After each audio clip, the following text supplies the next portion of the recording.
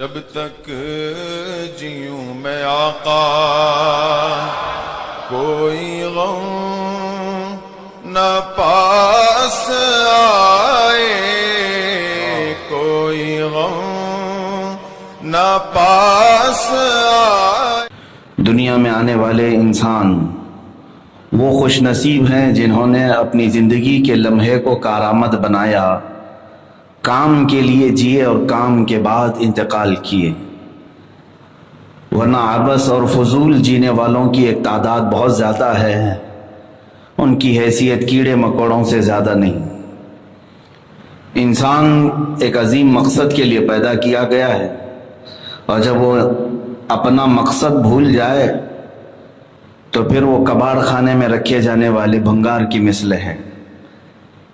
جو مشین کام کرنے کے قابل ہو وہ گھروں میں رکھی جاتی ہے، جو مشین اپنا کام بھول جائے تو پھر وہ ویسٹیج میں ڈالی جاتی ہے۔ اسی طرح سے انسان کو اللہ تعالیٰ نے اس روئے زمین پر اپنا خلیفہ بنا کر بھیجا ہے، نائب ہے۔ آدم علیہ السلام کے متعلق یہی تو کہا رب تعالیٰ نے کہ میں زمین میں اپنا خلیفہ بنا رہا ہوں۔ تو آدمی اللہ تبارک و تعالیٰ کی خلافت لے کر کے آیا تو اسے اسی خلافت پر ہونا چاہیے، اور روئے زمین پر ہمارے آنے کا سب سے بڑا مقصد یہ ہے کہ اللہ کی زمین پر اللہ کا دین غالب کر کے جائیں۔ اللہ کا دین ہی غالب ہونا ہے۔ مثال کے طور پر آپ کو جس جگہ بلایا جائے کسی گھر میں، اور گھر کے مالک نے یہ کہہ دیا کہ میرے گھر میں آپ رہو، لیکن جب تک یہاں رہو میرا نام اونچا کرو اور اس گھر کی دیکھ ریکھ کرو، تو اخلاقی تقاضا تو یہی ہے کہ آپ اس گھر کے مالک کی اس بات پر عمل کریں گے، اس گھر میں دیکھ ریکھ بھی کریں گے، نہ یہ کہ اس نے رہنے کے لیے دیا اور آپ نے اس کے دروازے توڑ دیے، دیواریں اجاڑ دی۔ ایسا تو نہیں۔ میرے عزیزو، بلا تشبیہ و بلا تمثیل اس پوری کائنات کا مالک صرف اور صرف اللہ رب العزت ہے۔ اس کی سلطنت میں کوئی دوسرا شریک نہیں ہے، اور ہم مسلمان ہوتے ہی ہیں اس کلمے سے، لا الہ الا اللہ، اللہ کے سوا کوئی معبود نہیں، اس کے سوا کوئی عبادت کے لائق ہے ہی نہیں۔ وہ تنہا اس پوری کائنات کا مالک حقیقی ہے، اور اس مالک حقیقی نے اپنی اس کائنات میں جب ہمیں بھیجا ہے تو کس لیے بھیجا؟ اس لیے کہ تم اس کا نام بلند کرو اور اس کے دین کو اس زمین پر غالب کرو۔ اس کام پر انسان کو لگ جانا چاہیے، لیکن بعض تو بھول گئے، دوسرے خداؤں کو بنا لیا اور اس مالک حقیقی کے خلاف بغاوت کر بیٹھے۔ لیکن کچھ مسلمان ہوئے، اس خالق اور مالک کو مان تو لیا، لیکن اس کے دین کو غالب کرنے کی کبھی فکر نہیں کی۔ اس روئے زمین پر جیتے رہے، کھاتے رہے، پیتے رہے، ایک دن انتقال کا وقت آیا، چلے گئے۔ میرے عزیزوں، ان میں سے میں بعض ان لوگوں کو بھی آپ کے سامنے پیش کروں جنہوں نے اپنی زندگی کا ایک لمحہ بھی ضائع نہیں کیا، ایک لمحہ بھی ضائع نہیں ہونے دیا۔ آج کی تاریخ 1 جمادی الاخر ہمارے ہندوستان کے ایک بہت بڑے عظیم بزرگ جلالت العلم حافظ ملت حضرت علامہ عبدالعزیز محدث مراد آبادی رحمۃ اللہ تعالی علیہ، جن کو حافظ ملت کہا جاتا ہے، مبارک پور الجامعۃ الاشرفیہ کے بانی فاؤنڈر، ان کا آج یوم وصال ہے، اور ان کی زندگی کے چند گوشے ہی اگر آپ نے مطالعہ کر لیے تو آپ کے اندر تحریک پیدا ہو جائے گی، کام کرنے کا جذبہ پیدا ہو جائے گا۔ خاص طور پر علماء کے لیے اور دین کا شغف رکھنے والوں کے لیے میں تو ضرور کہوں گا کہ وہ حافظ ملت کی سوانح حیات کے چند گوشے ضرور پڑھ لیں۔ حیرت ہوگی آپ کو، انہوں نے ہندوستان میں اتنے شاگرد پیدا کیے، اتنے کہ جتنے بھی پورے ہندوستان میں آپ گھومیں گے، علماء جو آج موجود ہیں وہ بالواسطہ یا بلا واسطہ ان کے شاگرد ہی بنتے ہیں، یا تو ان کے شاگردوں کے شاگرد ہوں گے یا پھر کہیں سے۔ بہت میں میجورٹی کی بات کر رہا ہوں، پوروں کی نہیں۔ آج علماء کی ایک بہت بڑی جماعت حافظ ملت رحمۃ اللہ تعالی علیہ کی تیار کی ہوئی ہے۔ میرے عزیزو، ایک مسجد بنانا الگ بات ہے، ایک عالم بنانا الگ بات ہے۔ ایک مسجد بنا دیا آپ نے، وہ وہیں قائم رہے گی، اس میں عبادت ہوتی رہے گی، لیکن کسی کو آپ نے عالم بنایا تو وہ 100 مسجدیں اور قائم کر سکتا ہے۔ تو حافظ ملت رحمۃ اللہ تعالی علیہ کا یہ بڑا کارنامہ کہ انہوں نے اپنی زندگی میں ایسے جلیل القدر علماء پیدا کیے، ایسے جلیل القدر کہ بعد میں آنے والوں نے یہ گنگناتے ہوئے آپ کی بارگاہ میں خراج عقیدت پیش کیا، جس نے پیدا کیے کتنے لال و گوہر، حافظ دین و ملت پہ لاکھوں سلام۔ لال و گوہر پیدا کیے۔ آپ کی زندگی شروع ہوئی مراد آباد کے بھوجپور علاقے سے، اور ابتدائی تعلیم آپ نے وہیں مراد آباد میں حاصل کی۔ اس کے بعد اجمیر معلیٰ پہنچے۔ حضور صدر الشریعہ رحمۃ اللہ تعالی علیہ جو بہار شریعت کے مصنف ہیں، وہ اس وقت جامعہ معینیہ اجمیر میں پڑھاتے تھے۔ حافظ ملت رحمۃ اللہ علیہ ان کی شاگردی میں آ گئے، تقریباً 9 سال ان کے پاس تعلیم حاصل کرتے رہے اجمیر پاک میں، وہاں سے سند فراغت حاصل کی۔ بعض ہم نے روایات یہ بھی سنی کہ آپ اپنے استاد صدر الشریعہ رحمۃ اللہ تعالی علیہ کے ساتھ جو وقت بتائے اور علم حاصل کیا۔ یہ صدر الشریعہ کون ہے؟ اعلیٰ حضرت فاضل بریلوی کے پہلے خلیفہ اور پہلے شاگرد صدر الشریعہ رحمۃ اللہ علیہ کے خاص شاگرد حافظ ملت ہیں۔ حافظ ملت رحمۃ اللہ تعالی علیہ قرآن سے اتنا شغف رکھتے تھے، اتنا شغف رکھتے تھے۔ مبارک پور اعظم گڑھ کا ایک علاقہ ہے، یو پی کے ہے، شاید ہو سکتا ہے کچھ لوگوں نے دیکھا ہوگا، نہیں تو سنا تو ضرور ہوگا۔ اعظم گڑھ کے اس مبارک پور کے علاقے میں آپ نے جو جامعہ اشرفیہ بنایا ہے، میں سمجھتا ہوں وہ ہندوستان کے تاج محل سے بھی بڑا ہے۔ تاج محل تو دیکھنے کی ایک جگہ بن گئی، لیکن یہ الجامعۃ الاشرفیہ صرف پکنک پوائنٹ نہیں ہے، بلکہ وہاں کی ہواؤں میں بھی علم ہے۔ علم اس قدر عام ہے، الحمدللہ اس فقیر کو بھی وہاں 2 سال پڑھنے کا شرف حاصل ہے۔ میں نے بھی اپنے حفظ کی فراغت اسی جامعہ اشرفیہ سے حاصل کی۔ مبارک پور جو قصبہ ہے، وہاں سے لے کر یہ الجامعۃ الاشرفیہ جو مدرسہ ہے، 1 کلومیٹر یا 1.5 کلومیٹر کا فاصلہ ہوگا۔ آپ اپنے گھر سے پیدل چلتے تھے اور مدرسے آنے تک ایک پارہ قرآن پاک ختم کر لیتے، واپس جاتے تھے تو پیدل چلتے ہوئے قرآن پاک کا ایک پارہ ختم کرتے تھے۔ قرآن کی تلاوت اتنی کثرت سے فرماتے تھے کہ دن میں 13 جماعتوں کو پڑھاتے تھے، 13 کتابیں پڑھاتے تھے۔ یہ معمولی بات نہیں ہے کہ تقریباً 10 گھنٹے اپنے آپ کے بیزی رکھنا طلبہ میں، اور پھر رات کے وقت جلسوں میں، مناظروں میں آپ نے وہاں مبارک پور میں ایک ایسے علم کے قلعے کی بنیاد رکھی جس کی شاخیں آج پوری دنیا میں پھیلی ہوئی، امریکہ میں، یو کے میں، فرانس میں، جہاں پر بھی جائیں آپ، اس جامعہ اشرفیہ سے فارغ ہونے والے عالم دین کو مصباحی کہا جاتا ہے۔ مصباحی علماء پوری دنیا کے ہر خطے میں آپ کو مل جائیں گے۔ یہ حافظ ملت کا کارنامہ تھا، اپنی مختصر زندگی میں آپ نے اتنا بڑا کارنامہ کیا۔ اور میں جو بات عرض کرنے جا رہا ہوں وہ یہ ہے، پڑھانے کا شغف الگ، تقریریں الگ، تبلیغ الگ، یہ سب ہونے کے باوجود قرآن پاک کی تلاوت اس قدر کرتے تھے، اللہ اکبر۔ ان کے شاگرد ہیں، آج بھی موجود ہیں، محدث کبیر علامہ ضیاء المصطفیٰ صاحب قبلہ، جو اس وقت ہندوستان کے سب سے بڑے محدث ہیں، جس کو سب سے زیادہ حدیثیں یاد ہوں اس کو محدث کہتے ہیں، وہ حافظ ملت کے شاگرد ہیں۔ وہ خود فرماتے ہیں کہ میں نے اپنے استاد حافظ ملت سے یہ سنا کہ میرے والد نے اپنی زندگی میں 1 لاکھ ختم قرآن کیے تھے، اور میں چاہتا ہوں کہ اپنے والد کے برابر ختم قرآن کر لوں۔ اور ان کے شاگرد علامہ ضیاء المصطفیٰ صاحب فرماتے ہیں مجھے اندازہ ہے کہ حافظ ملت رحمۃ اللہ علیہ نے 1 لاکھ سے بھی زیادہ ختم قرآن کر لی ہے۔ قرآن کی تلاوت میں اس قدر آپ مشغول رہتے تھے کہ 2 کتابیں پڑھانے کے بیچ میں اگر 5 منٹ یا 7 منٹ وقفہ مل جائے اس وقت بھی آپ قرآن کی تلاوت میں لگا دیتے تھے. جس نے اپنی زندگی کا ایک لمحہ بھی ضائع نہیں کیا.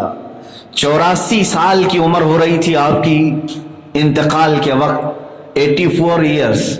اس وقت آپ فرماتے ہیں جب سے میں بالغ ہوا اس وقت سے لے کر آج تک میری تہجد قضا نہیں ہوئی.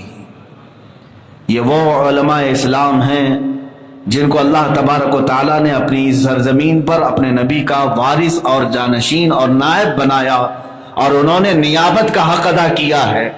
رسول پاک صلی اللہ تعالیٰ علیہ وسلم کی امت کو جہالت سے نکالنا اور علم کے نذرانے پیش کرنا، یہ نائبین رسول کا بہت بڑا کام ہے. حافظ ملت رحمۃ اللہ تعالیٰ علیہ کی قبر پاک پر اللہ تعالیٰ ہزاروں رحمتیں نازل فرمائے. رب تعالیٰ ان کی مغفرت فرما کر ان کے درجات میں بلندیاں عطا فرمائے. میرے عزیزوں، آج یہ ہمیں حق بنتا ہے کہ ہم انہیں یاد کریں، اس لیے کہ مجھ جیسے، میں تو بہت چھوٹا ایک طالب علم ہوں، ہزاروں علماء ان کے پروردہ ہیں. ایک مختصر سی لیسٹ بھی آپ دیکھ لیں ان کے شاگردوں کی. حافظ ملت رحمۃ اللہ علیہ نے ہر فیلڈ میں اپنا ایک شاگرد اتارا ہے. علم حدیث میں محدث کبیر علامہ ضیاء المصطفیٰ جیسا کوئی ثانی نہیں ملتا. علم تفسیر میں شیخ الاسلام مدنی میاں صاحب قبلہ کچھوچھوی یہ حافظ ملت کے خاص شاگرد ہیں. اور علم معقولات منقولات میں یعنی منطق و فلسفے میں آپ کے شاگرد میں حضرت علامہ عبداللہ خان عزیزی، اور مناظر اعظم ہندوستان کے سب سے بڑے مناظر اہل سنت علامہ ارشد القادری رحمۃ اللہ علیہ، یہ حافظ ملت کے شاگرد ہیں. اور فقہ اور افتاء میں جنہوں نے تقریباً 1 لاکھ فتوے لکھے، مفتی شریف الحق امجدی رحمۃ اللہ علیہ جو شارح بخاری ہیں، بخاری شریف کی شرح لکھنے والے ہندوستان کے سب سے بڑے عالم دین، ان کو نائب مفتی اعظم ہند کہا جاتا تھا، وہ بھی حافظ ملت کے شاگرد ہیں، مفتی شریف الحق امجدی رحمۃ اللہ علیہ. اور ایک بہت بڑے عالم دین جن کا انتقال ہو چکا، ان کو بحر العلوم کہا جاتا تھا. بحر العلوم کا مطلب ہوتا ہے علم کا سمندر، علم کا سمندر. مفتی عبد المنان صاحب یہ بھی حافظ ملت کے شاگرد ہیں. حافظ عبد الرؤوف بلیاوی رحمۃ اللہ تعالی علیہ جو فتاوی رضویہ اعلیٰ حضرت کی سب سے پہلے منظر عام پر لانے والے حافظ ملت کے شاگرد ہیں. اور پیران اعظام میں کچھوچا شریف کے اکثر پیران اعظام حافظ ملت کے شاگرد ہیں. شیخ الاسلام مدنی میاں صاحب قبلہ، ہاشمی میاں صاحب قبلہ، سید کمیل اشرف صاحب قبلہ جو ابھی وصال ہوا، جن کا ممبئی میں تشریف فرما تھے، یہ حافظ ملت کے شاگرد ہیں. اور شاید آپ کو یہ بھی معلوم ہو ممبئی میں رہنے والوں کو، حضور اشرف العلماء سید حامد اشرف صاحب قبلہ رحمۃ اللہ علیہ جو زکریا مسجد میں اپنی پوری زندگی انہوں نے وقف کی، یہ بھی حضور حافظ ملت کے شاگرد ہیں. یعنی شاگردوں کی جماعت یہ ہے. آپ نے ابھی بھی دنیا میں ایک بہت ہی مشہور و معروف نام سنا ہوگا، مفکر اسلام علامہ قمر الزمان خان اعظمی صاحب قبلہ جو ورلڈ اسلامک مشن کے جنرل سیکریٹری لندن میں رہتے ہیں، اور پوری دنیا میں آپ نے گھوم کر کے مسجدیں بنائی ان جگہوں پر جہاں پر لوگوں میں مسجد کا شعور بھی نہیں تھا. افریقہ، امریکہ، یورپ، کئی جگہوں پر مبلغ اسلام بھی ہیں. علامہ قمر الزمان خان صاحب قبلہ یہ بھی حضور حافظ ملت کے خاص شاگردوں میں ہیں. عزیزان گرامی، اس قدر بڑی ایک فہرست ہے صرف شاگردوں کی کہ ان کی فضیلتوں پر لمبی تقریریں ہو جائیں گی، ان کے شاگردوں کی.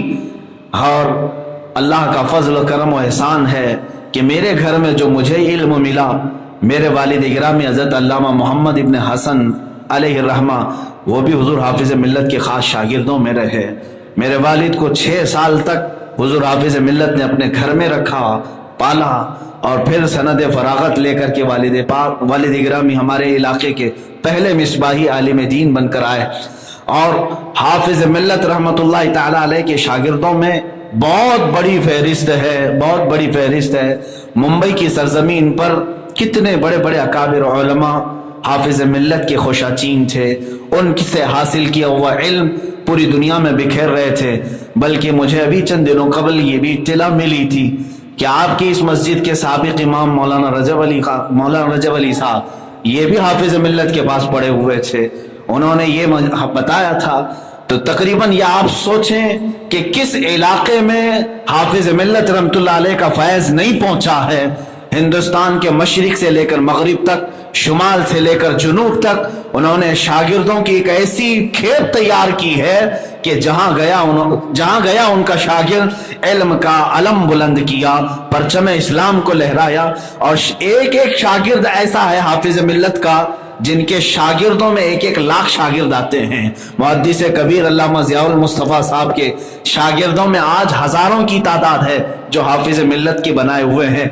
बल्कि 39 साल तक हाफिज मिल्लत रहमतुल्लाह अलैह ने बुखारी शरीफ पढ़ाया तलबा को। इस दौरान तकरीबन 20,000 उलमा को उन्होंने सनद फरागत अता की। जामिया अशरफिया मुबारकपुर के फारिगीन जो उलमा हैं, तकरीबन 20,000 ऐसे उलमा हैं जिनको सनद फजीलत अता की गई है, दस्तार फजीलत दी गई है। हाफिज कितने, कारी कितने, आलिम कितने, उसका हिसाब मेरे पास नहीं है। अजीज़ान गिरामी वक़ार, ये होता है जिंदगी गुजारने का एक अजीम मकसद।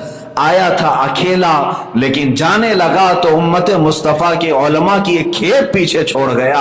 आज भी अगर आप को जाना हुआ कभी मुबारकपुर, मैंने अपनी आंखों से देखा हुआ वो एक रोज़ा है हाफिज मिल्लत रहमतुल्लाह अलैह का। चंद दिनों पहले, 1-2 साल पहले हमारे बच्चों को लेकर हम एक काफिले में गए थे जियारत में, तो हुजूर हाफिज मिल्लत के रोजे पर भी हम हाजिर हुए थे। वो एक रोजा ऐसा है उनका मज़ार पाक कि जहां 24 घंटे तलबा कुरान की तिलावत कर रहे होते हैं। हमेशा रात के वक्त भी आप जाएं, कोई ना कोई तालिब इल्म वहां कुरान हिफ्ज कर रहा होगा। और तलबा में एक ऐसा रुझान है और सबकी ऐसी थिंक है, वहां पर सोच है कि कुंद जहन भी बच्चा जिसको याद नहीं होता वो रोज़े हाफिज मिल्लत के पास बैठता है, याद करता है, उसे कुरान याद हो जाता है। अल्हम्दुलिल्लाह मैंने पूरा कुरान उनके दरबार में बैठकर सुनाया है और हम भी वहीं से हिफ्ज़ कुरान करके आए। अल्लाह का फजल और करम एहसान है। मैं अपनी तारीफ के लिए नहीं कहता, 21 साल हो गए तरावीह को सुनाते हुए। अल्लाह ताला का फजल एहसान है कि आज भी अल्लाह ने कुरान पाक को सीने में महफूज रखा है। मौत तक अल्लाह ताला अपने इस कुरान पाक को हमें महफूज रखने की तौफीक बख्शे। मेरे अजीजों, ये एक हाफिज मिल्लत है। सच कहा जिसने भी कहा आपके इंतकाल के बाद, जिसने पैदा किए कितने लालो गोहर, हाफिज दीनो मिल्लत पे लाखों सलाम। अजीज़ान गिरामी, उनकी अपनी जिंदगी का एक तक़वा था, उनकी अपनी जिंदगी का एक मिजाज था। उन्होंने तलबा के साथ जो शफकत की और तलबा को उनके मेयार के मुताबिक उस फील्ड में उतारा, उसका कोई सानी नहीं मिलता आज, उसका कोई आज तक मिसल नहीं मिलता। हमारे बुजुर्गान दीन जो उनसे पढ़े हुए हैं वो बताते थे। मैं अपने घर की ही अगर बात अर्ज कर दूं, सिर्फ इसलिए अर्ज कर रहा हूं कि हाफिज मिल्लत रहमतुल्लाह ताला अलैह का आज यौम विसाल है और घरेलू बात नहीं बल्कि उनकी फजीलत में जो बात हमने अपने कानों से सुना, आंखों से देखा, मेरे वालिद से, तो मैं बताता हूं कि तलबा को आप पढ़ाने के लिए इस कदर हसास होते थे कि जब मौलाना मोहम्मद इब्न हसन साहब आपके पास पढ़ने के लिए गए थे, ये वो ज़माना था जब गुर्बत और इफलास ज़्यादा थी। तो मौलाना मोहम्मद इब्न हसन साहब फरमाते हैं कि मुझे चवन्नी भी नहीं मिलती थी, यानी 25 पैसे भी खर्च करने के लिए, नाश्ते के लिए कुछ आने लगते थे जिससे चने खरीदे जाते थे। हाफिज मिल्लत रहमतुल्लाह ताला अलैह अपने गरीब और मुफलिस शागिर्दों को देखते भी थे। अल्लामा अब्दुल शकूर साहब शेखुल हदीस जामिया अशरफिया वो मौजूद हैं, उन्होंने खुद मुझे बताया था कि हाफिज मिल्लत मुझे 25 पैसे देते थे, चवन्नी देते थे और कहते थे तुम्हारे अब्बा को देने के लिए कि जाओ इब्न हसन को ये दे देना, लेकिन ये बताना नहीं कि मैंने दिया है, ये नहीं कहना कि तुम्हारे उस्ताद ने दिया है। अल्लामा अब्दुल शकूर साहब रहमतुल्लाह अदामुल्लाह इक़बालहू फरमाते हैं کہ ایک چونی 25 پیسے کی اس وقت قیمت یہ تھی کہ تقریباً 10 دن یا 12 دن تک ناشتہ اس میں ہو جاتا تھا چنے کے ذریعے سے. اور اتنے پیسے دینے کے لیے وہ آتے تھے مولانا ابن حسن کو اور یہ کہتے تھے کہ یہ میری طرف سے تحفہ ہے، رکھ لو، میری طرف سے تحفہ ہے. فارغ ہونے کے وقت ہی پتہ چلا کہ یہ چونی مولانا عبدالشکور صاحب نہیں دیتے تھے، یہ حافظ ملت دیتے تھے، صرف اس لیے کہ طلبہ کے دلوں کے اندر یہ بات بھی نہ رہے کہ میں نے کسی پر احسان کیا ہے. یہ ہوتے ہیں اللہ والے جو احسان کر کے بھی بھول جاتے ہیں کہ میں نے کچھ کسی کے ساتھ کیا تھا. انہی کی فضیلت میں قرآن کی آیتیں آئی ہیں.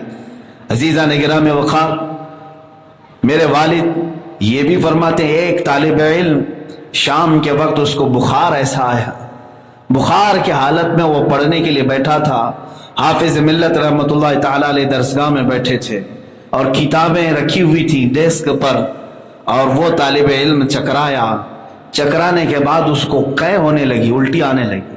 تو فرماتے ہیں وقت کا عظیم محدث حافظ ملت جو 39 سال تک بخاری شریف کی تعلیم دیتے ہوئے بڑے بڑے علماء کے استاد ہیں، اللہ مولانا ابن حسن صاحب فرماتے ہیں کہ میں نے دیکھا میرے اس ساتھی کو جو بخار آیا تھا الٹی کرنے لگا تو حافظ ملت نے اپنا کرتا، اپنا دامن سب سے پہلے اس کے آگے کر دیا.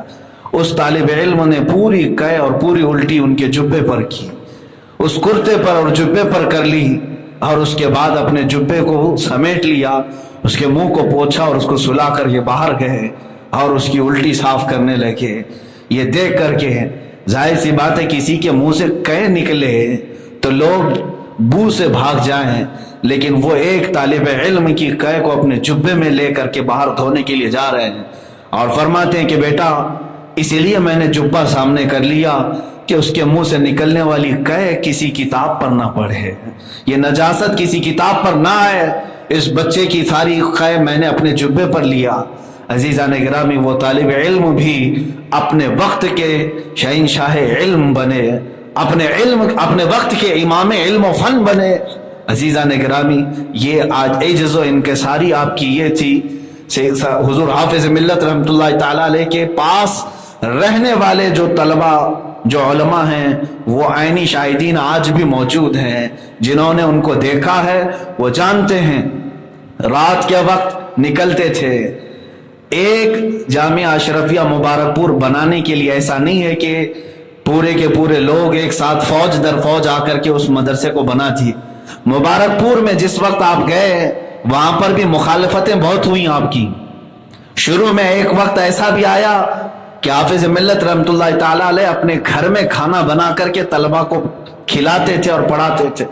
اس وقت شاگردوں کی صرف 40 سے 50 کی ایک جماعت تھی جس میں بڑے بڑے وقت کے آج کے علماء ہیں جو ایک چھوٹے سے کمرے میں پڑھتے تھے. فرماتے ہیں کہ اس وقت بھی کمیٹی والوں نے حافظ ملت رحمۃ اللہ تعالی علیہ کے ساتھ کچھ برا سلوک کیا، جس کی وجہ سے طلبہ میں اور حضور حافظ ملت رحمۃ اللہ علیہ میں یہ معاملہ پیش آیا کہ ان کو مدرسہ چھوڑنا پڑا. اور ہوا یہ کہ حافظ ملت رحمۃ اللہ علیہ مبارک پور چھوڑ کر کے نکل گئے بہت دل برداشتہ ہو کر کہ انہوں نے اپنی زندگی وہاں پر لگا دی. صبح شام دوپہر رات محنت کرتے تھے، لیکن کچھ جاہلوں نے ان کے خلاف ایک محاذ چھیڑا اور ان کو اس مدرسے سے نکالنے کی کوشش کی اور آپ چلے گئے. لیکن جیسے ہی گئے مبارک پور میں سناٹا چھا گیا، پوری ویرانی آ گئی. اور اہل مبارک پور کو آج بھی یہ صحرا جاتا ہے کہ وہ چند جاہلوں کی جماعت اور کمیٹی کو دیکھ کر وہ خاموش نہیں رہے، بلکہ ہر گھر سے آدمی باہر آیا اور ان کی عورتیں، ان کے بچے حافظ ملت رحمۃ اللہ تعالی علیہ کی قدر کرتے تھے، سب کے سب نکل کر کے باہر آئے. گھوسی جو آج حافظ ملت کے استاد صدر الشریعہ کا گاؤں ہے وہاں پہنچے اور سبوں نے اپنے رو دھو کر کے معافی تلافی کی اور ان کے استاد کے پاس کہا کہ برائے مہربانی آپ حافظ ملت کو دوبارہ مبارک پور لے آئیں. اس لیے کہ حافظ ملت وہاں سے چل کر کے اپنے گاؤں یا بلرام پور میں ایک مدرسہ قائم کرنے کی غرض سے نکلے تھے. حافظ ملت کو واپس مبارک پور والوں نے بہت اصرار کے ساتھ بلایا تو صدر الشریعہ رحمۃ اللہ تعالی علیہ کا حکم ہوا آپ واپس آئے اور کہا کہ اب میرا حکم ہے کہ تم اپنی زندگی پوری مبارک پور میں گزارو، چاہے جیسی بھی مخالفت ہو، جیسی بھی مخالفت ہو۔ حافظ ملت دوبارہ آئے اور اس کے بعد بنیاد رکھی الجامعۃ الاشرفیہ مبارک پور کی۔ آج جانتے ہیں مبارک پور، یہ جو جامعہ اشرفیہ مبارک پور ہے، یہ 1 گھنٹہ 2 گھنٹے کا مدرسہ نہیں ہے، بلکہ تقریباً 100 ایکڑ میں بنا ہوا ہے۔ آج اس کی پوزیشن یہ ہے، اس کے ہاسٹل اتنے بڑے ہیں کہ آپ کو دیکھتے دیکھتے پورا دن گزر جائے۔ اس کی مسجد جو عزیز المساجد ہے، صرف اس کی صف میں جو ہے، ایک صف میں تقریباً 150 لوگ کھڑے ہوتے ہیں، اور میرے اندازے کے مطابق ہندوستان کی سب سے بڑی مسجد ہے۔ حافظ ملت رحمۃ اللہ تعالی علیہ نے ایک قلعہ تعمیر کیا ہے، وہاں تقریباً 3000 طلبہ زیر تعلیم ہیں، جن کو آج کھانے پینے کے ساتھ ساری سہولیات کے ساتھ اسی جامعہ اشرفیہ مبارک پور میں ہاسٹل بھی ہے، ہاسپٹل بھی ہے، کالج بھی ہے۔ وہ ایک یونیورسٹی کی شکل اختیار کر چکا ہے، یونیورسٹی کی شکل ہے، اور اس کے ماتحت پتہ نہیں کتنے برانچز آج قائم ہیں۔ عزیزان گرامی، حافظ ملت رحمۃ اللہ تعالی علیہ جب واپس آ کر مبارک پور میں کام شروع کیے تو آپ کا ایک جملہ پوری دنیا میں مشہور ہوا، وہ ہم سب کے لیے بھی عبرت ہے، آپ کے لیے بھی ہے، اور وہ سنہری قول ہے آپ کا، جس کو کہتے ہیں گولڈن ورڈز، یعنی بالکل زرین اقوال جو ہوتے ہیں۔ حافظ ملت کا ایک قول یہ دیواروں پر بھی لکھا جاتا ہے آج مبارک پور میں، وہ یہ ہے: ہر مخالفت کا جواب کام ہے، زمین کے اوپر کام، زمین کے نیچے آرام ہے۔ یہ دو ان کے گولڈن ورڈ ایسے ہیں جو ہر ایک کے لیے درس ہے کہ ہر مخالفت کا جواب کام ہے۔ کوئی اگر مخالفت کر رہا ہے تو تم اپنے کام کی شدت کو اور بڑھا دو، کام کی رفتار کو اور تیز کر دو، یہ کام ہی ہر مخالفت کا جواب ہے۔ حافظ ملت رحمۃ اللہ تعالی علیہ جب اس منشور پر عمل کرنے لگے، آپ نے عمل کر کے دکھایا۔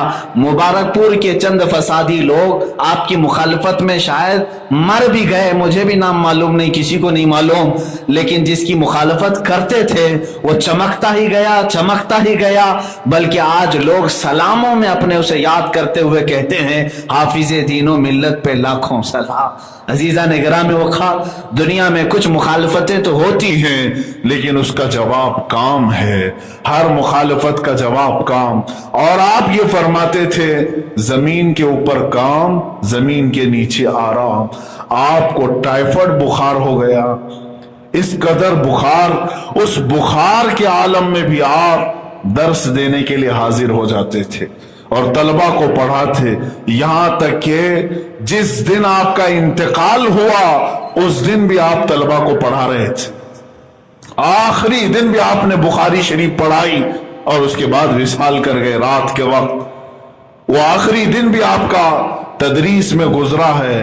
اسی لیے کہا میں نے شروع میں کہ وہ لوگ کامیاب ہیں جنہوں نے اپنی زندگی کے لمحے ضائع نہیں کیے، فضول نہیں برباد کیے، بلکہ حافظ ملت کے اس قول سے ہی آپ اندازہ کرو، فرماتے ہیں جب سے میں بالغ ہوا آج تک تہجد نہیں چھوڑا۔ اندازہ کریں 84 سال کی عمر، 84 سال، اتنے سالوں میں وہ فرماتے ہیں کہ کبھی مجھ سے تہجد قضا نہیں ہوئی۔ تو یہ وہ لوگ ہیں جو زندگی کو اپنے صحیح انداز سے استعمال کرنے کا طریقہ جانتے ہیں۔ مجھے آج افسوس ہوتا ہے ان نوجوانوں پر جن کو اللہ نے مال بھی دیا، عقل سلیم بھی دیا اور ہنر بھی دیا، فن بھی دیا، لیکن وہ اپنی زندگی کے ان لمحات کو رات بھر پتہ نہیں کہاں گزار رہے ہیں۔ لوگ یہ سمجھتے ہیں نوجوانوں تمہاری زندگی کے یہ لمحات جو گیم میں گزارتے ہو، انٹرٹینمنٹ میں گزارتے ہو، سوال تو قیامت کے دن اس کا بھی ہونا ہے۔ بلکہ حدیث پاک میں نے اس سے قبل بھی عرض کیا تھا، حضور صلی اللہ تعالی علیہ وسلم ارشاد فرماتے ہیں 5 سوالات ایسے ہیں جس سے قیامت کے دن کسی کو چھٹکارا نہیں، کسی کو چھٹکارا نہیں۔ اس میں سے پہلا سوال یہ ہے کہ میں نے تجھے جوانی دی تھی، تو نے کہاں خرچہ کیا؟ تو جو جوان ہو رہے ہیں یا ہو گئے یا جن کی جوانی ختم ہوئی وہ سب اس میں شامل ہیں، بچوں کو چھوڑ کر جن کا انتقال بچپنے میں ہوا یہ سوال تو ہوگا جوانی دی گئی تھی تو نے کہاں خرچ کیا؟ میرے عزیزوں صرف جوانی کا حساب دیتے دیتے بعض لوگوں کو 300 سال گزر جائیں گے، بعض لوگوں کو 500 سال گزر جائیں گے۔ ٹائم کی فکر نہ کرو، 50,000 سال کے برابر کا ایک دن ہے قیامت کا دن، اور کھڑے رہنا ہوگا حساب دیتے دیتے۔ اسی لیے اپنی زندگی کو لہو و لعب میں استعمال کرنے کی بجائے، بیکار کے ضائع کرنے کی بجائے کچھ کام کی زندگی بناؤ، کچھ ایسا کرو کہ آنے والی نسلیں تمہیں یاد رکھیں۔ اور اسی لیے میرے آقا صلی اللہ تعالی علیہ وسلم کی حدیث سناتا ہوں، اذا مات الانسان انقطع عملہ، جب انسان مر جاتا ہے تو اس کے عمل سب ختم ہو جاتے ہیں، اب کچھ نہیں عمل کر سکتا۔ الا ثلاثہ، 3 عمل ایسے ہیں جو قبر میں بھی جاری رہتے ہیں، وہ قبر میں پہنچتا ہے تب بھی دنیا سے وہ 3 عمل کا ثواب اسے جاتا رہتا ہے، باقی سب بند۔ نمازیں پڑھ رہا تھا، روح نکلنے کے بعد اب نماز نہیں، روزے رکھ رہا تھا اب روزے نہیں، سب ختم ہو گئے اعمال مرنے کے بعد۔ 3 عمل ایسے ہیں وہ موت کے بعد قبر میں بھی جاتے رہیں گے۔ وہ کون سے 3 عمل؟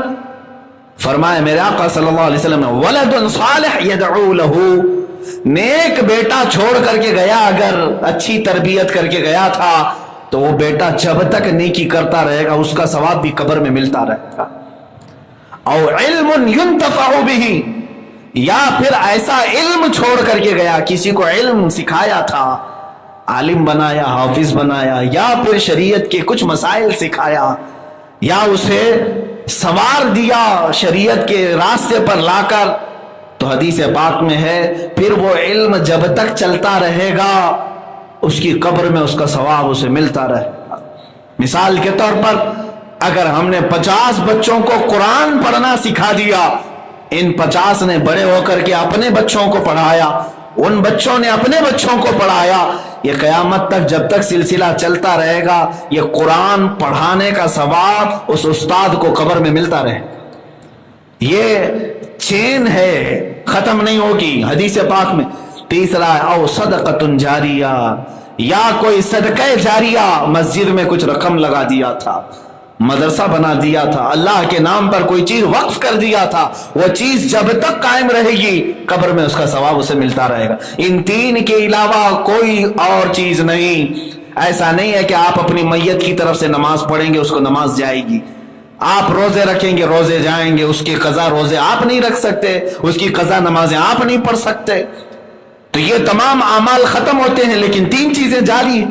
اب اندازہ کرو جس نے صرف قرآن پڑھایا ہو، قرآن دیکھ کر کے پڑھایا ہو، اس کا حال یہ ہے کہ جب تک وہ قرآن پڑھتا رہے اور دوسروں کو پڑھاتا رہے، یہ سلسلہ جب تک چلتا رہے گا اس پڑھانے والے کو اس کا ثواب قبر میں بھی ملتا رہے گا۔ اس معیار کے اعتبار سے جب میں حافظ ملت رحمت اللہ تعالی علیہ کو دیکھتا ہوں، اللہ اکبر، اتنا بڑا آپ کا مشن ہے کہ ایک جگہ پر ایک درسگاہ میں بیٹھ کر کے آپ نے صرف حافظ نہیں، صرف قاری نہیں، بلکہ عالم باعمل بنائے، مصلح قوم و ملت بنائے، بلکہ ایک ایک شاگرد ایسا بنایا جو خود اپنے ماتحت 1 لاکھ شاگردوں کو تیار کیا ہے۔ تو جتنے علماء بنے یا اب قیامت تک بنتے رہیں گے، یہ سب کا ثواب اس حافظ ملت کی قبر میں پہنچتا ہے۔ یہ روح الامین کے ذریعے سے اتارا گیا ہے، جبرائیل امین کے ذریعے سے، اے رسول آپ کے قلب اطہر پر اتارا گیا ہے تاکہ آپ اللہ سے ڈرنے والے ہوں۔ اب توجہ چاہتا ہوں، قرآن اللہ رب العزت کا علم ہے، اتارنے والے لے آنے والے جبرائیل امین ہیں، جس پر اتارا گیا وہ محمد الرسول اللہ ہے صلی اللہ تعالی علیہ وسلم۔ ان ذوات کی بات میں کر رہا ہوں، نہ کوئی اللہ رب العزت کے شان تک کوئی پہنچ سکے گا، نہ اس کے متعلق برا بھلا کہہ کر کے اس کی شان میں کوئی کمی کر سکے گا، نہ اللہ تبارک و تعالیٰ کو کوئی ضرر پہنچا سکے گا، نہ جبرائیل امین تک کوئی پہنچ سکے گا، نہ ہی محمد الرسول اللہ صلی اللہ علیہ وسلم تک۔ اور جب ان 3 کے ذریعے سے اللہ رب العزت نے قرآن اتارا جبرائیل کے ذریعے سے میرے آقا صلی اللہ علیہ وسلم کے قلب اطہر پر، تو قرآن جو رسول پاک کے سینے پر اترا وہ اتنا محفوظ اتارا گیا ہے، اتنا محفوظ کہ صبح قیامت تک 1000 مشینیں، 1000 کمپیوٹر، 1000 انٹرنیٹ لے کر کے بھی اس میں رد و بدل نہیں کر سکیں گے، نہیں بدل سکیں گے۔ آپ سوال کر رہے ہوں گے کیا اس میں بڑی بات ہے؟ آج تو ایک خبیث مردود، ایک گندی نالی کا کیڑا جس کو سنگھیوں نے پال رکھا ہے، نام تو مسلمان رکھا وسیم نام، لیکن ہے در حقیقت وہ سنگھیوں کا ایک بنگی، اس نے یہ قرآن کو الگ چھاپنے کی کوشش بھی کی اور آیتیں حذف کر کے 26 آیتیں ایک نیا قرآن شائع کرنے کی بات کیا۔ پہنچا کیا تمہارے پاس قرآن؟ کسی کے پاس آیا ہے قرآن؟ اس کے گھر والے بھی نہیں پڑھ سکے ہوں گے۔ اس کو شاید ہو سکتا ہے پوری انٹرنیٹ کی دنیا مدد کرے، ایپلیکیشن بنانے والی آئی ٹی ٹیم بھی مدد کر کے دے دے۔ میرا چیلنج ہے اس کی موت تک بھی یہ اس کا بنایا ہوا ایپلیکیشن چل نہیں سکے گا۔ یہ کیا سمجھتا ہے کہ پہلی مرتبہ یہ بہت بڑی ڈینگ مار لیا، بہت بڑا اس نے تیر مار لیا؟ اس سے پہلے بھی بہت سارے لوگ آئے اور قرآن پاک کی تحریف اور تبدیل کی کوششیں کرتے رہے، لیکن چونکہ مولا نے جب یہ کہہ دیا ہے کہ ہم ہی اس کی حفاظت کرنے والے ہیں۔ اور ایک آیت میں تمہیں بتا دوں، اتنی پاورفل آیت ہے، 15ویں پارے کی آیت، رب تعالیٰ فرماتا ہے قُلْ لَئِنِ اجْتَمَعَتِ الْإِنسُ وَالْجِنُّ عَلَىٰ أَن يَأْتُوا بِمِثْلِ هَذَا الْقُرْآنِ لَا يَأْتُونَ بِمِثْلِهِ وَلَوْ كَانَ بَعْضُهُمْ لِبَعْضٍ ظَهِيرًا۔ اے رسول آپ فرما دیں سارے جنات، سارے انسان مل جائیں اور ایک دوسرے کی مدد کریں اور سب مل کر کے چاہیں کہ میرے اس قرآن کی طرح بنا لیں تو ہرگز وہ بنا نہ سکیں گے۔ اتنا پاورفل چیلنج ہے، نہیں بنا سکیں گے۔ تم نکالنے کی کوشش تو کیے، دوسرا بنا کر کیوں نہیں لا سکے آج تک؟ خرابیاں ڈھونڈنے کی تو کوشش کیے، ایک اور قرآن کیوں نہیں بنا سکے آج تک؟ اس کے میسیجز کیا تم سمجھتے ہو عربوں کی طرح القاریہ ما القاریہ وما ادراک ما القاریہ؟ ایک سورے کو دیکھ کر کے کچھ عرب کے شاعروں نے بنا لیا تھا الفیل ما الفیل وما ادراک ما الفیل خرطومہ طویل۔ اس آیت کے وزن پر انہوں نے بھی سوچا ہم بھی بنا لیں گے، لیکن وہ خود ہی ہنس پڑے بنا کر، ان کو خود ہی لگا کیا بھدا ہم نے بنایا ہے۔ القاریہ ما القاریہ اس کا معنی ہی کچھ اور ہے، دل دہلا دینے والی۔ وہ قیامت کے متعلق ہے، کیا دل دہلانے والی؟ تم کیا جانو کہ کیا ہوتی ہے دل دہلانے والی؟ وہ قیامت کے منظر کو اللہ بیان فرما رہا ہے سورہ قاریہ میں، اور اس کے بدلے میں کچھ عرب کے جاہل شعراء بہت پیسے لے کر بنا کر لائے تھے کہ ہم بھی اسی ٹائپ کا کچھ بناتے ہیں۔ وہ بنایا کیا الفیل ملفیل وما ادراک ملفیل، ہاتھی تم کیا جانو ہاتھی، خرطومہ طویل اس کی سونڈ لمبی ہوتی ہے، اس کی پونچھ چھوٹی ہوتی ہے۔ اور اس کے بعد پھر ہنسنے لگے یہ کون سی سورہ ہے، یہ کون سی سورہ بنی؟ وہ خود اپنی بنائی ہوئی چیز پر ہنس پڑے اور پھر پھاڑ کے پھینک دیا۔ میرے عزیزو، عرب والے جو عربی کے بڑے بڑے بلیغ اور فصیح تھے، ان کے درمیان میرے آقا صلی اللہ علیہ وسلم نے صرف 3 آیتیں لکھ کر کے چیلنج کیا تھا۔ خانہ کعبہ پر پہلے شاعروں کے شعر لٹکائے جاتے تھے، کیونکہ عرب میں اس وقت لٹریچر کا دورہ تھا، جو سب سے اچھا شعر لکھتا وہ خانہ کعبہ کے دروازے پر لٹکایا جاتا، اور جب کوئی دوسرا اس کا جواب لکھتا تو یہ پہلا والا نکال دیا جاتا، پھر نیا والا لگایا جاتا تھا، مقابلہ ہوتا تھا۔ یہ مقابلہ کئی سال تک چلا، کئی دنوں تک چلا، جب قرآن پاک کی 3 آیتیں میرے آقا صلی اللہ علیہ وسلم نے لے جا کر کے لگایا، انا اعطیناک الکوثر فصل لربک وانحر ان شانئک هو الابتر۔ 3 ہی چھوٹی آیتیں ہیں، چھوٹی آیتیں، اور قرآن پاک کی سب سے چھوٹی سورہ بھی ہے۔ اتنا ہی لے جا کر کے میرے آقا صلی اللہ علیہ وسلم نے خانہ کعبہ کے پاس لٹکا دیا۔ اب عربوں کو تکلیف ہوئی کہ اس کا جواب تو ہونا چاہیے، شاعروں کو بلاؤ، پیسے دے کر کے بلایا گیا، آؤ اس کا جواب دو۔ بہت سارے آئے دیکھے، کیونکہ اس کا جواب لکھنا معمولی نہیں تھا۔ یہ ہے تو چھوٹی سورہ، لیکن معنی کے اعتبار سے ہر آیت میں ایک سمندر موجود ہے۔ اس کے مفاہیم، اس کے ترجمے کرنے بیٹھ جائیں، ہر لفظ کا ایک بہت ہی بلیغ معنی ہے، فصیح معنی ہے۔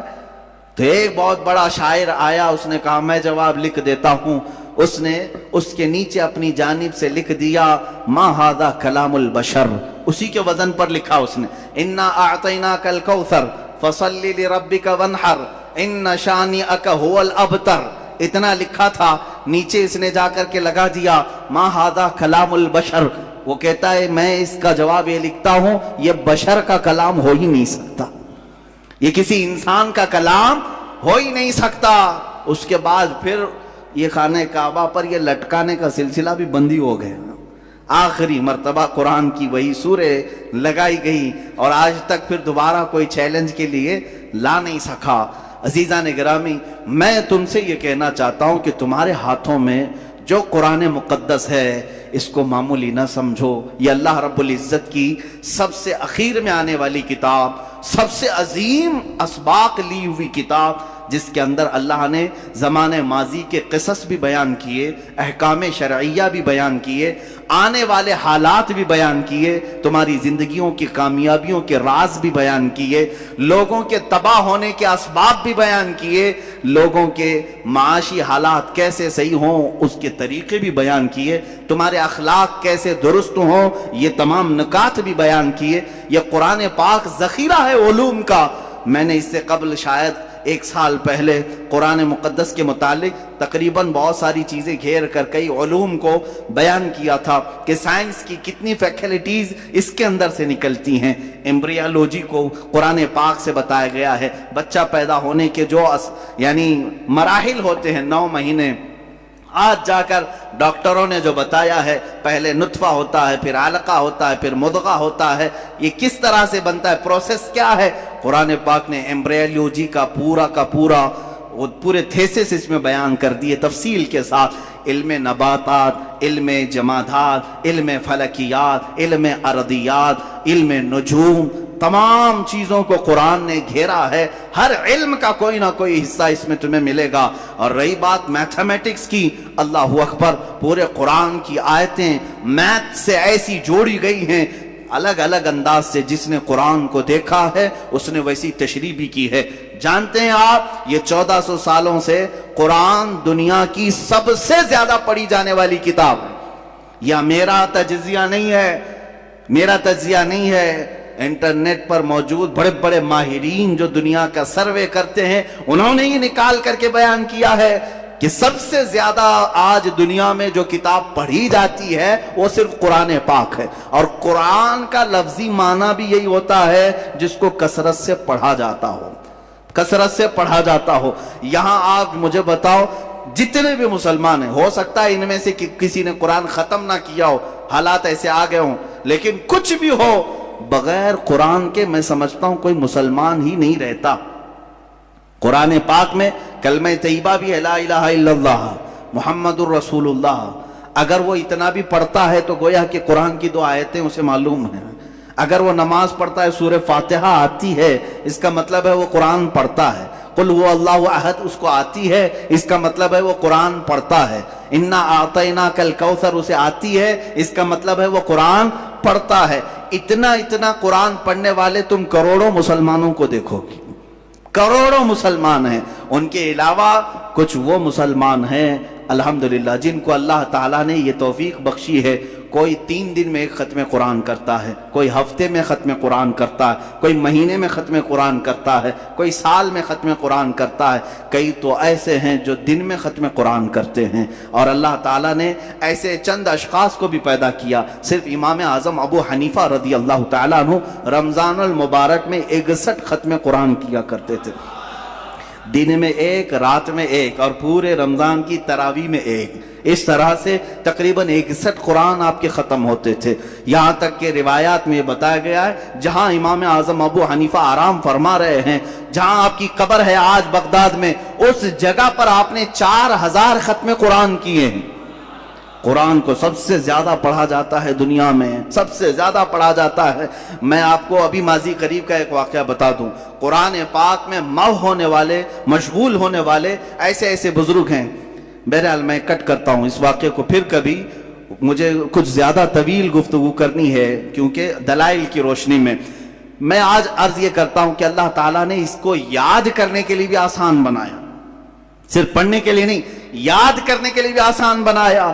ہم نے وہ بچے بھی دیکھے ہیں جن کو 2 اور 2 کیا ہوتا ہے یہ نہیں معلوم، لیکن پورا قرآن یاد رہتا ہے، حافظ قرآن ہے۔ حافظ قرآن ہونے کے لیے کسی سید زادے کا ہونا ضروری نہیں، پٹھان کے بیٹے کا ہونا ضروری نہیں، شیخ کے بیٹے کا ہونا ضروری نہیں، وہ ایک کسان کا بیٹا بھی چاہے تو قرآن حفظ کر سکتا ہے، قرآن پاک کا وہ حافظ ہوتا ہے، اور یہ اللہ کی عطا ہے۔ میرے عزیزو، قرآن کا یہ معجزہ تو دیکھیں، اپنے غیروں کے سینے میں بھی اترتا ہے۔ کئی پنڈتوں کے بچے بھی قرآن پڑھے ہوئے ہیں، وہ اگرچہ دسیسہ کاری کے لیے، اختلافات پیدا کرنے کے لیے یا عیب ڈھونڈنے کے لیے، لیکن یاد کر لے جاتے ہیں قرآن کو۔ اپنی کتاب یاد نہیں کر پاتے لیکن قرآن یاد ہوتا ہے، قرآن یاد ہوتا ہے۔ کہاں سے یاد کریں گے؟ 10 12 کتابیں ایسی ہیں کہ ان کے سب نسخے الگ ہیں، یہاں کے بازار میں الگ ملتی، وہاں کے بازار میں الگ ملتی ہے، کون سی یاد کریں گے؟ ادھر کی یاد کریں ادھر کی یاد کریں، لیکن قرآن کا ایک معجزہ ہے، امریکہ میں بھی اٹھاؤ تو وہی قرآن ملے گا، ہندوستان میں اٹھاؤ وہی قرآن ملے گا، سعودی میں اٹھاؤ وہی قرآن ملے گا، پاکستان میں اٹھاؤ وہی قرآن ملے گا، جو الحمدللہ سے شروع ہوتا ہے اور والناس پہ ختم ہوتا ہے۔ الحمدللہ یہ قرآن پاک کا معجزہ ہے، ترتیب کے ساتھ آج تک محفوظ ہے۔ میرے عزیزو، اس کی حفاظت کرنے پر اللہ تعالیٰ نے جن لوگوں کو مقرر کیا وہ ایسے علماء، مفسرین، محدثین ہیں۔ اللہ کئی مفسرین ایسے ہیں جو اس کی تفسیر کیے، کچھ تفسیریں ایسی ہیں جو صرف اور صرف اس کے نحوی معنی کو بیان کیے، کچھ لوگوں نے تفسیر لکھی جو اس کے صرفی معنی کو بیان کیے۔ گاڑا ہو رہا ہوگا، بس سنتے چلو۔ کچھ مفسرین ایسے ہیں جو اس میں سے واقعات جتنے ان کی تفسیر کیا، کچھ مفسرین ایسے ہیں جو ان میں آیات احکام کے ہیں، حلال حرام، کیا کیا جائز ناجائز، صرف ان آیات کی تفسیر کیا۔ اس طرح سے جانتے ہیں تقریباً ابھی دنیا میں 1000 سے زیادہ تفسیریں پائی جاتی ہیں، 1000 سے زیادہ تفسیریں پائی جاتی ہیں، الگ الگ انداز کی تفسیریں کی گئی ہیں۔ ہر ایک نے جس نظر سے قرآن پاک کو دیکھا اس نظر سے وہ تفسیر کرتے گئے، اور مفسرین کی تعداد بھی بے شمار۔ اتنا ہی نہیں میرے عزیزو، مفسر کس کو کہتے ہیں؟ جو قرآن کی خدمت پر لگا ہے، قرآن کو کھول کر لوگوں کے درمیان بیان کرتا ہے۔ ان میں مفسرین وہ بھی ہیں جنہوں نے آیتیں بھی گن کر رکھی ہیں، آیتیں ہی نہیں بلکہ اس کے اندر موجود پورے حروف بھی گن کر کے رکھے ہیں۔ صرف حروف ہی نہیں، بعض مفسرین وہ ہیں جو ان میں موجود نقطے بھی گن کر کے رکھے ہیں، یہ بھی گنا ہے کہ کتنی مرتبہ با آیا ہے، کتنی مرتبہ تا آیا ہے، کتنی مرتبہ یا آیا ہے، کتنی مرتبہ سین ہے، شین ہے۔ قرآن کے ہر حرف کو محفوظ کر کے رکھا ہے مفسرین نے۔ یہاں تک میں آپ کو بتاؤں، عقل حیران ہوتی، آج تک کسی کتاب پر اتنی خدمت نہیں ہوئی۔ ان مفسرین کی تربتوں پر لاکھوں سلام۔ انہوں نے یہ تک لکھ دیے کہ قرآن میں کتنے زبر ہیں، کتنے زیر ہیں اور کتنے پیش ہیں، یہ تک بھی لکھ دیا۔ زبر کی تعداد کتنی، زیر کی تعداد کتنی، پیش کی تعداد کتنی، سورے کتنے ہیں، یہ تو موٹی موٹی بات ہے، ہر ایک کو معلوم ہے۔ 114 سورے ہیں، 540 رکوع ہیں، 30 پارے ہیں، منزلیں 7 ہیں، یہ سب تو موٹی موٹی باتیں تقریباً مسلمانوں کو معلوم ہے، لیکن مفسرین نے اس کے نقطے، حروف، زبر، زیر سب جمع کر کے رکھ لیا۔ اب یاد کرنے کے لیے اتنی آسان اللہ نے بنایا۔ اللہ اکبر۔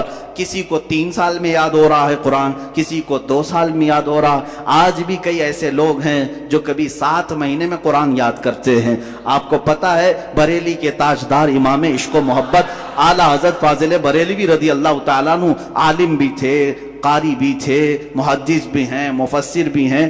لکھنے والے نے، کسی نے خط لکھا، حضرت مولانا حاجی حافظ و قاری احمد رضا خان صاحب، حافظ نہیں تھے آپ، حافظ نہیں تھے۔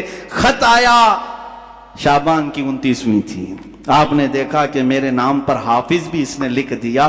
لوگ اگر میرے بارے میں گمان کرتے ہیں کہ میں حافظ ہوں تو کیوں نہ حفظ شروع کروں۔ فرماتے ہیں کہ روزانہ پھر آپ نے قرآن اٹھایا اور فجر کے بعد تلاوت شروع کرتے، 1 پارہ تلاوت کرتے، بلکہ یاد کر کے رات کو تراویح میں سنا دیتے۔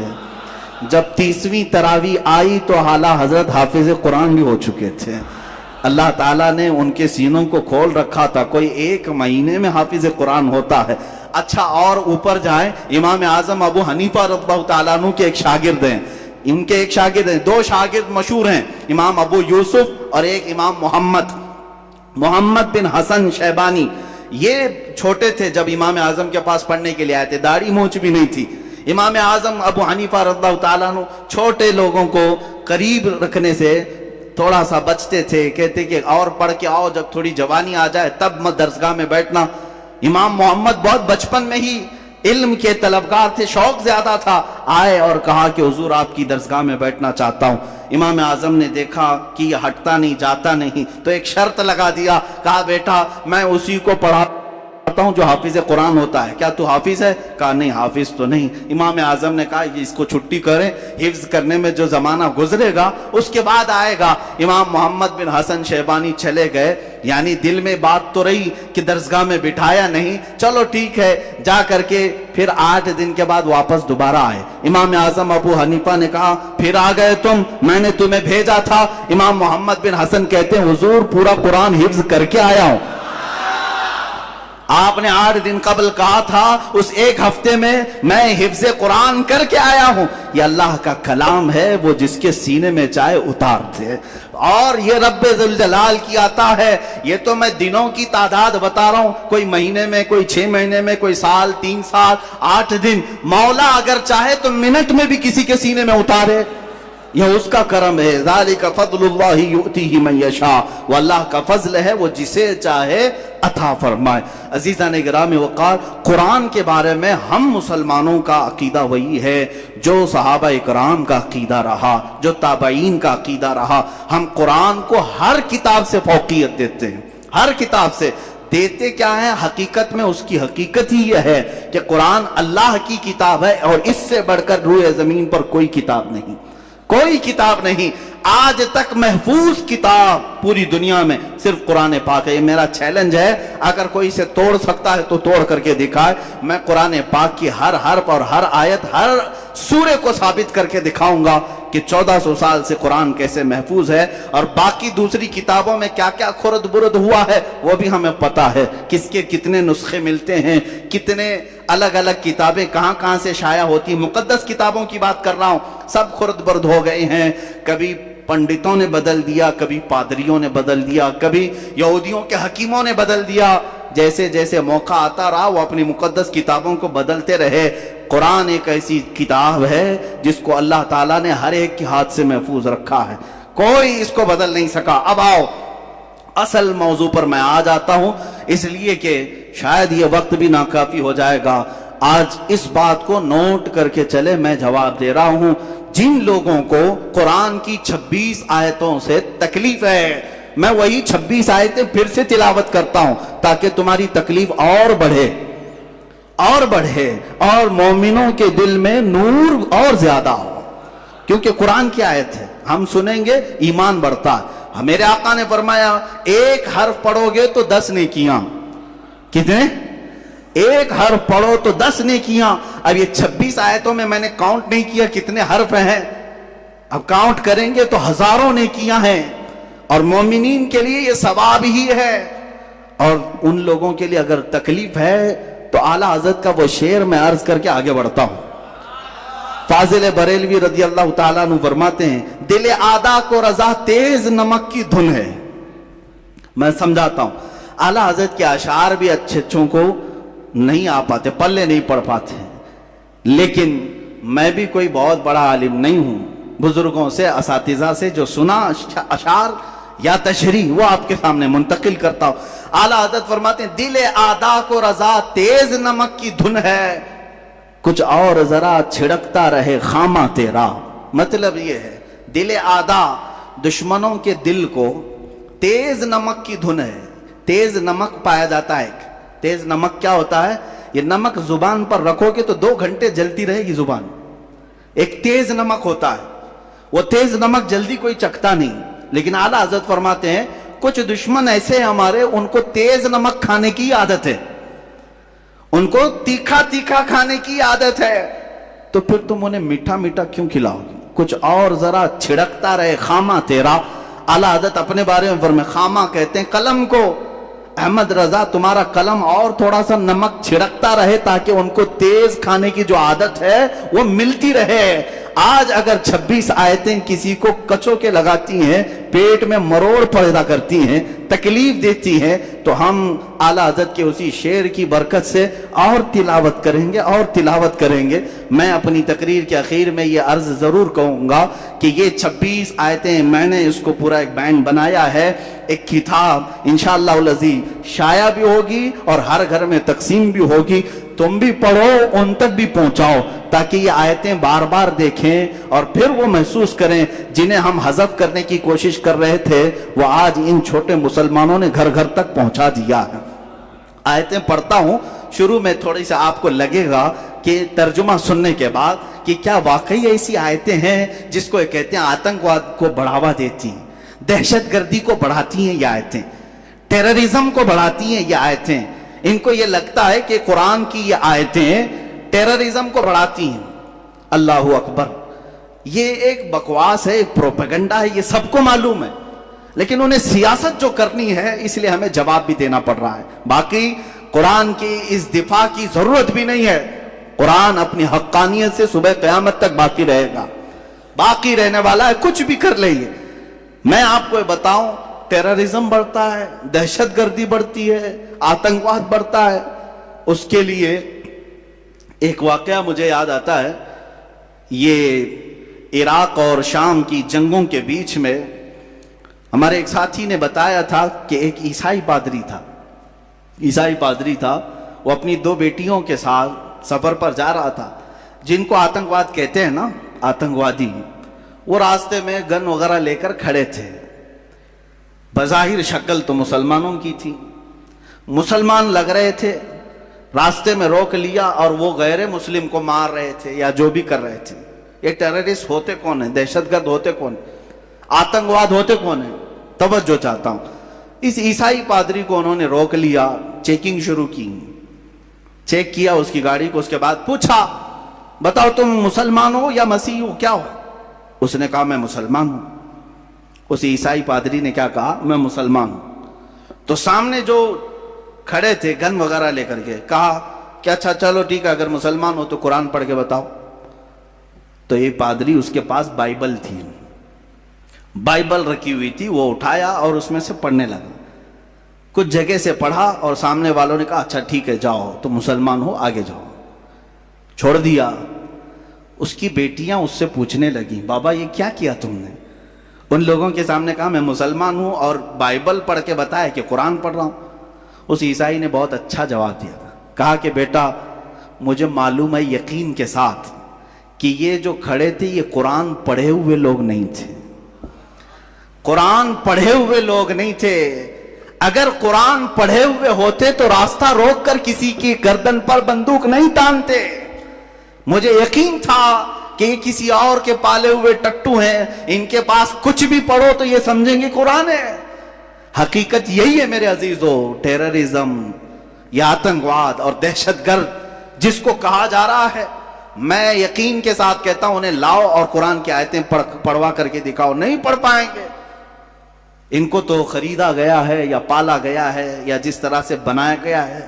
بلکہ آپ کو میں کہوں آج بھی ویب سائٹس پر موجود ہے، امریکہ کی ایک بہت بڑی لیڈر ہے، لیڈی ہے، اس نے خود لکھا ہے کہ القاعدہ کو ہم نے بنایا تھا، ہم نے تیار کیا تھا، وہ اپنے مقاصد کے لیے اس نے تیار کیا۔ یہ باضابطہ موجود ہے، یہ کوئی لفاظی نہیں ہے، اور دنیا جانتی ہے، پڑھے لکھے لوگ بھی جانتے ہیں کون ان کو تیار کر رہا ہے، کون بنا رہا ہے، افغانستان کے حالات کس نے خراب کیے تھے، سب پتہ ہے، پوری دنیا کی سیاست ہے۔ اب جن لوگوں کو یہاں ہندوستان میں اب تکلیف شروع ہوئی ہے کہ یہ 26 آیتیں قرآن سے حذف کر دی جائیں، مدرسوں میں یہ پڑھاتے ہیں، جس کی وجہ سے آتنکواد بڑھتا ہے، دہشت گردی کو فروغ ملتا ہے۔ میں ان سے پہلے یہ آیتیں پڑھ کر کے سناؤں گا، اس کے بعد جواب میں کیا دینے والا ہوں وہ انتظار کریں۔ جواب میں ہو سکتا ہے آپ یہ سمجھیں گے کہ آپ ڈیفنس کریں گے، نہیں اس کا مطلب ایسا نہیں ویسا نہیں، میں ایسا کچھ نہیں بتانا چاہتا، میں کچھ نہیں کہوں گا، قرآن کی آیت پڑھتا ہوں، جواب میں جو بتاتا ہوں توجہ سے سنیں۔ آیت نمبر 1 قرآن پاک کی، جس پر ان کو تکلیف ہے، سنلقی فی قلوب الذین کفروا الرعب بما اشرکوا باللہ ما لم ينزل به سلطانا ومأواهم النار وبئس مثوى الظالمین اللہ فرماتا ہے, کنزُل ایمان کا ترجمہ میں ہر جگہ کرتا رہوں گا, توجہ, کوئی دم جاتا ہے کہ ہم کافروں کے دلوں میں رعب ڈالیں گے, کافروں کے دلوں میں رعب ڈالیں گے کہ انہوں نے اللہ کا شریک ٹھہرایا جس پر اس نے کوئی سمجھ نہ اتاری, اور ان کا ٹھکانہ دوزخ ہے, اور کیا برا ٹھکانہ نا انصافوں کا. اس آیت میں تکلیف کس بات کی ہے ان کو؟ تکلیف کس بات کی ہے؟ اس بات کی ہے کہ یہ اللہ تمہارا کہہ رہا ہے کافروں کے دلوں میں مسلمانوں کا رعب ڈالے گا, رعب ڈال کر کے رکھے گا, ہم سب کو ڈرائے گا تمہارا اللہ. یہ آیت نمبر 1. دوسری آیت جس سے ان کو تکلیف ہے, جو قرآن سے نکالنے کی بات کرتے ہیں, سپریم کورٹ تک بھی گئے نا یہ, ہاں سپریم سے بھی اوپر اگر کہیں اور بھی ہے تو وہاں تک بھی جائیں. وَدُّوا لَوْ تَكْفُرُونَ كَمَا كَفَرُوا فَتَكُونُونَ سَوَاءً فَلَا تَتَّخِذُوا مِنْهُمْ أَوْلِيَاءَ حَتَّى يُهَاجِرُوا فِي سَبِيلِ اللَّهِ فَإِن تَوَلَّوْا فَخُذُوهُمْ وَاقْتُلُوهُمْ حَيْثُ وَجَدتُّمُوهُمْ وَلَا تَتَّخِذُوا مِنْهُمْ وَلِيًّا وَلَا نَصِيرًا. وہ تو یہ چاہتے ہیں کہ کہیں تم بھی کافر ہو جاؤ جیسے وہ کافر ہوئے ہیں, تو تم سب ایک سے ہو جاؤ, تو ان میں کسی کو اپنا دوست نہ بناؤ جب تک اللہ کی راہ میں گھر بار نہ چھوڑیں. پھر اگر وہ منہ پھیریں تو انہیں پکڑو اور جہاں پاؤ قتل کرو, اور ان میں کسی کو نہ دوست ٹھہراؤ نہ مددگار. کہتے ہیں دیکھو قرآن کیا سکھا رہا ہے. قرآن کہہ رہا ہے کہ کافروں کو جہاں پکڑو مارو, قتل کرو, اور ان کو دوست نہ بناؤ. یہ تکلیف ان کو دیتی آیت. اس کا پس منظر کیا ہے, بیک گراؤنڈ کیا ہے, اس سے انہیں کچھ لینا دینا نہیں ہے. قرآن کی آیت آئی ہے, یہ آیتیں بھی آپ کو میں انشاءاللہ العزیز پہنچوا دوں گا. یہ سورہ نساء کی آیت نمبر 89 ہے. ترجمہ بھی بتائیں, ان کا جواب میں ابھی عرض کرتا ہوں.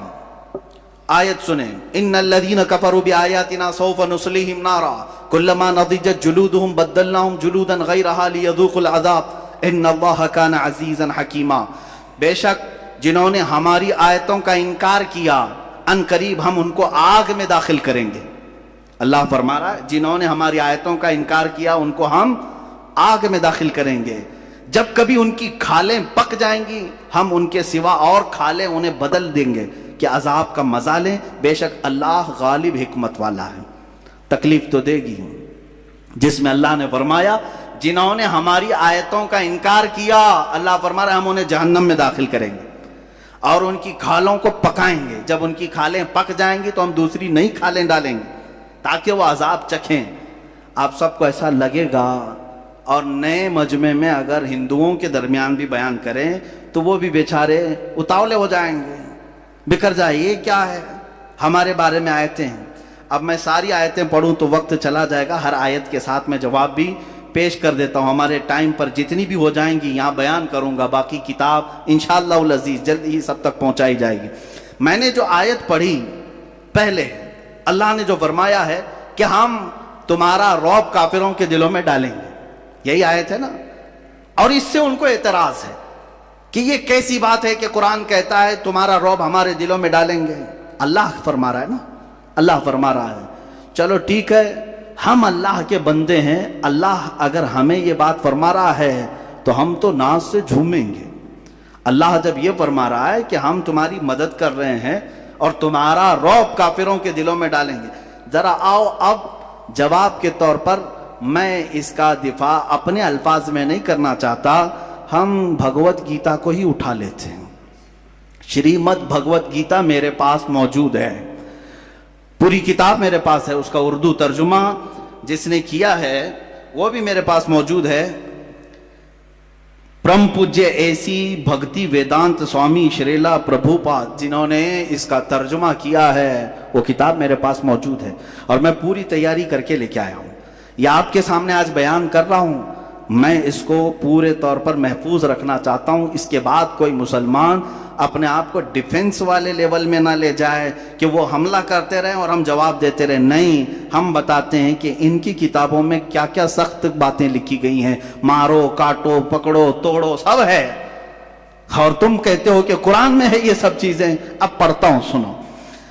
رگ وید بھی ہے, ان کے 4 وید مشہور ہیں, یجر وید, اتھر وید, سام وید, رگ وید.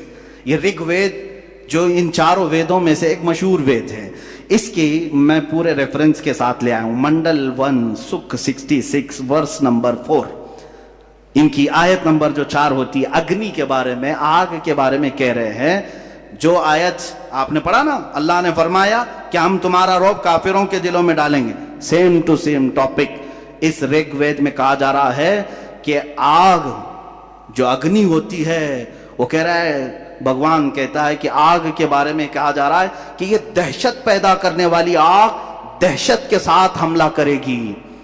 دہشت کا لفظ تو ہمارے پورے قرآن میں کہیں نہیں ہے، ٹیررسٹ کا لفظ پورے قرآن میں کہیں نہیں ہے، لیکن جنہوں نے رگ وید کا ترجمہ کیا ہے انہوں نے دہشت کا لفظ استعمال کیا ہے.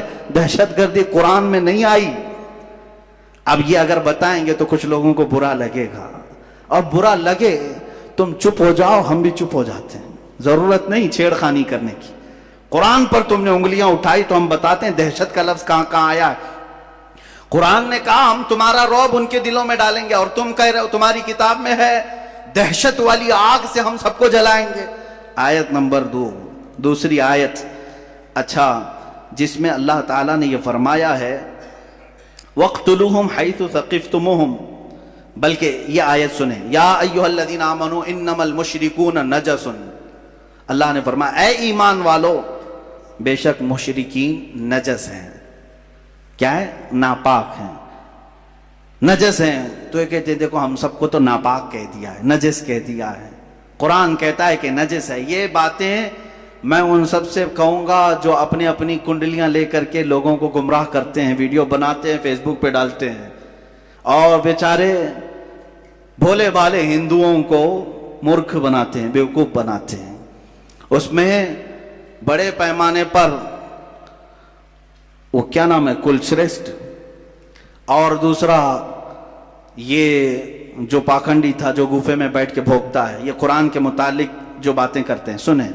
وہ اپنے لوگوں سے کہتے ہیں قرآن کہہ رہا ہے بے شک یہ مشرکین کا مطلب آئیڈل ورشپرز، جو خدا کے علاوہ دوسرے کو پوجا کرتے ہیں، نجس ہے. قرآن ایسا کیسے کہہ رہا ہے؟ سنو، Bhagavad Gita chapter number 3 verse number 12 میں کیا کہا گیا ہے.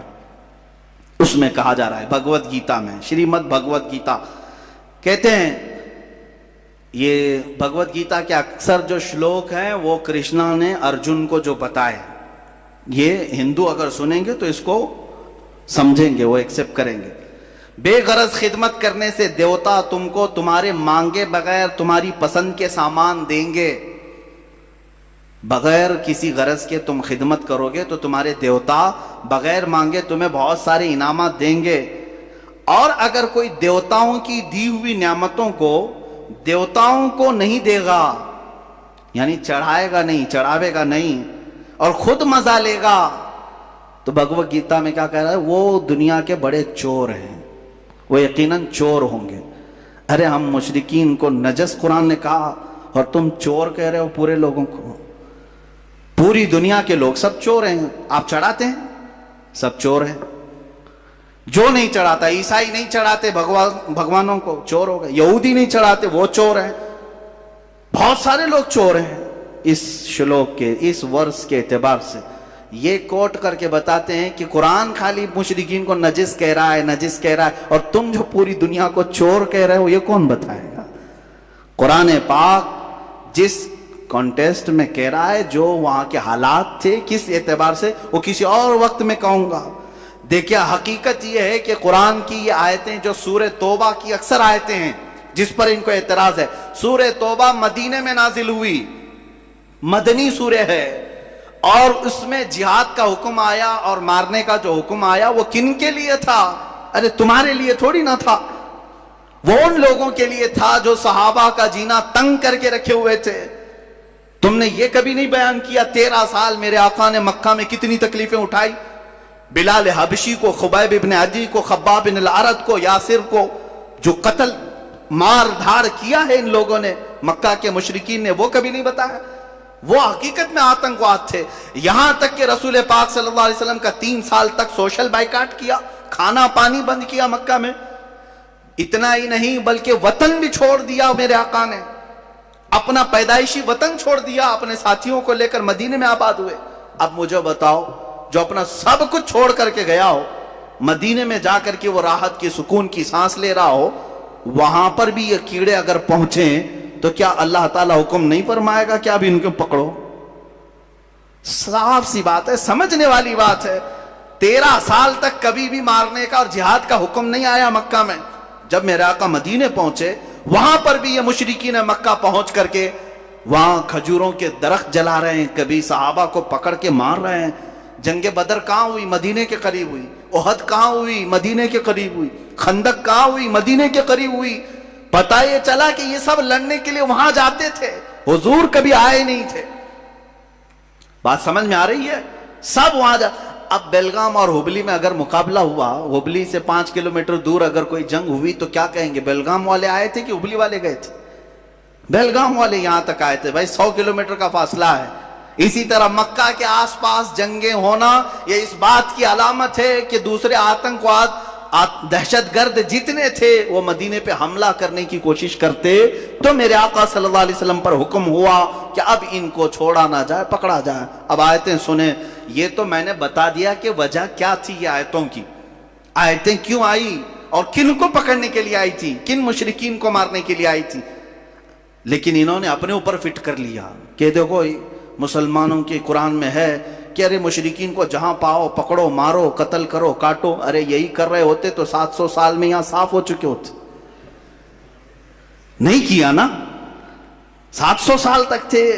یہ آیت کیونکہ ہر حاکم کو بھی معلوم ہے اور ہر عالم کو بھی معلوم ہے کہ یہ آیت مشرکین مکہ کے بارے میں نازل ہوئی تھی. مشرکین مکہ کے بارے میں جنہوں نے بہت ستایا, پریشان کیا, گھر بار لوٹا ہے.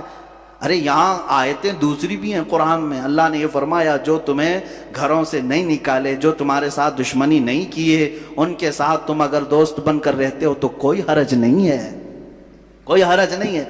آج ہم یہاں اسی طرح رہ بھی رہے ہیں لیکن کچھ لوگ زبردستی زہر ڈال رہے ہیں یہ بتانے کے لیے کہ دیکھو اب ان کی کتاب میں ہے, ان کے مدرسوں میں یہی پڑھایا جاتا ہے کہ یہ جہاں پاؤ پکڑو, مارو, قتل کرو. اگر مدرسوں میں پڑھنے والے 1 لاکھ سے زیادہ عالم ہیں یہاں ہندوستان میں, کیا یہ ہر جگہ پکڑ کے مار رہے ہیں, قتل کر رہے ہیں لوگوں کو؟ نہیں. الحمدللہ دہشت گرد اور آتنکواد سے ہمیں نفرت ہے. ہم جو لڑیں گے تو وہ سینہ بسینہ مقابلہ کریں گے انشاءاللہ. وقت آئے گا آمنے سامنے مقابلہ کیا جائے گا. آیت سنو. آیت کے بعد پھر ان کے کتاب میں بھی جو موجود ہے, اللہ تعالیٰ نے فرمایا یا ایھا الذین آمنوا قاتلوا الذین یلونکم من الکفار ولیجدوا فیکم غلظہ. اس آیت کو لے کر کے جو تکلیف ہے, اور جب تم زمین میں نہیں, آیت کا ترجمہ میں بتاؤں گا تو آپ کو سمجھ میں آ جائے گا.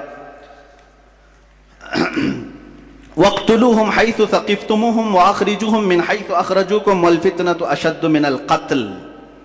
یا آگے تک آیت ہے, ترجمہ سنو. اور کافروں کو جہاں پاؤ مارو اور انہیں نکال دو جہاں سے انہوں نے تمہیں نکالا تھا, اور ان کا فساد تو قتل سے بھی سخت ہے. اور مسجد حرام کے پاس ان سے نہ لڑو جب تک وہ تم سے وہاں نہ لڑیں, اور اگر تم سے لڑیں تو انہیں قتل کرو. کافروں کی یہی سزا ہے.